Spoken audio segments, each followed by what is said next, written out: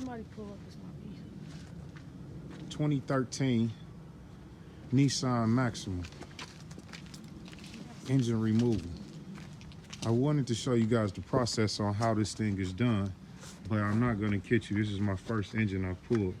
I've gained close to pulling several out of foreign cars, but I always get to a point and I just give up and let someone else take over from there. But this one was more personal to me. So as you can see, there's the engine on the hoist, and here's the car. Someone told me that I could have just took the hood off and pulled it out, but instead, this being the first engine I pulled in a car that's so up to date, I decided to take the front off to give me more access to actually see what I'm doing, besides just unbolting things and unconnecting things and disconnecting things, I'm sorry, and pretty much getting confused. As I can see, after pulling it, those numbers right there means that that's a used trans on there, which isn't a problem. I got a good trans in another car that I'm putting this in. But I told myself that with this being my first engine, it would take me a good week or maybe even two. I kid you not, I started this job a day and a half ago, and I'm completely done. When I brought this car, I was gonna redo the windows, and then let me show you guys what I ended up with that distracted me away from those windows. So here's where that engine is going, right here in this bad baby. Yeah, that thing is nice.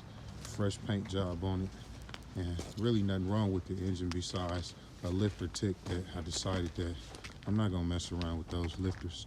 I don't like the sound, and I definitely don't want to ever hear it again, and don't want to play around with throwing dollars at that when I got a big, beautiful engine that's running real good that I can just completely swap out. I'm pretty good with cars, so I decided to just swap that engine out. I never really pulled an engine, but I can't say that anymore. That's past tense. This car right here is fully loaded. It's not as good as the one that I pulled the engine out of. As you can see, the top of this car, it's not glass. It's just one sunroof.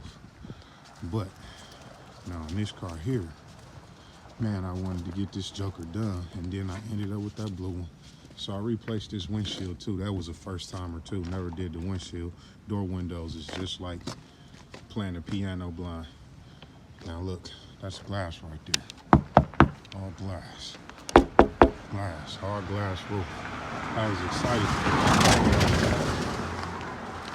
But once I got that blue one, that excitement quickly disappeared. But yeah, so this is the engine. I didn't really have to take that the top part of the engine off. I just did that because I wanted to be able to see behind the engine.